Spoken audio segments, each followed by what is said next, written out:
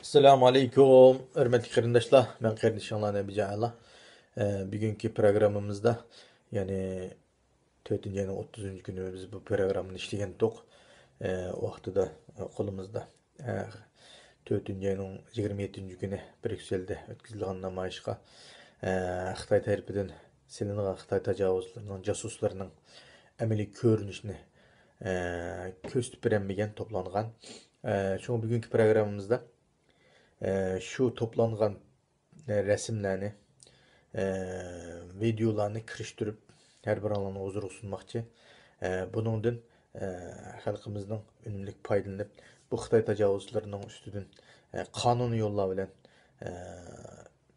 bir hareket ütüp az kılışık tegişliğe çokum az kılışımız için hem de bulanın abdi beşerisini bütün dünyaya aşkarlaş için YouTube kanallarımızda taqtışqa bir müyesser olduk inşallah. Şunun için hazır programda şu kiriştirilgen görünüşlerden huzurlaysızlar. Hemen ne Allah tavşırıp. Selamun Aleyküm ve Rahmetullahi ve Berekatuhu.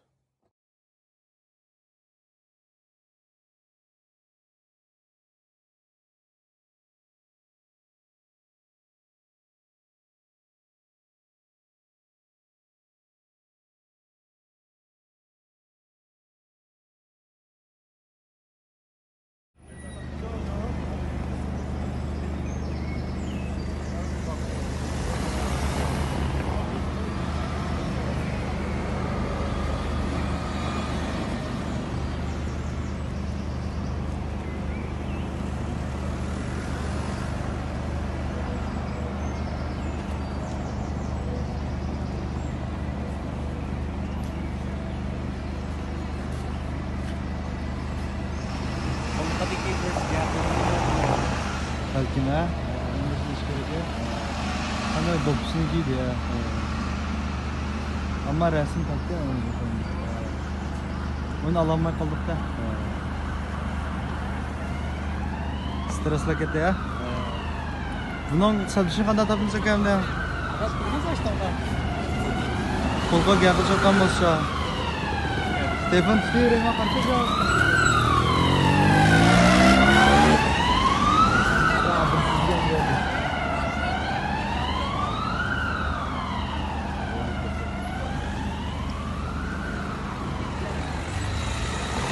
Biz tutuyorduk ya. Qara bir narsani niyat qilib maqsad topsan degina.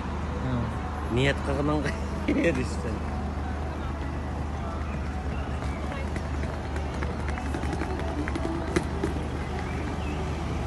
Bir kolu son çıkıyor.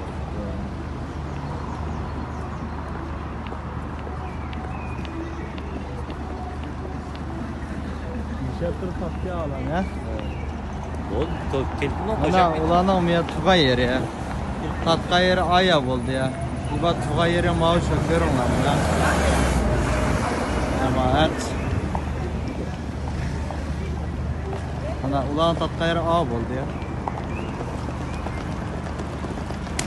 Katta ya. ya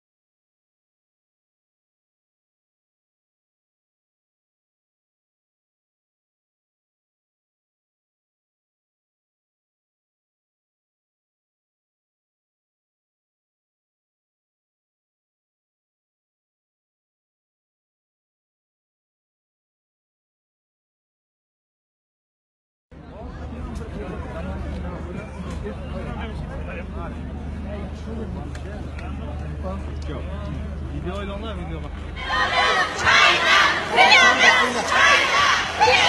Ana Xitoyniki shpionlari soqchilar orqali soqchilardan tekshirmoqda hozir.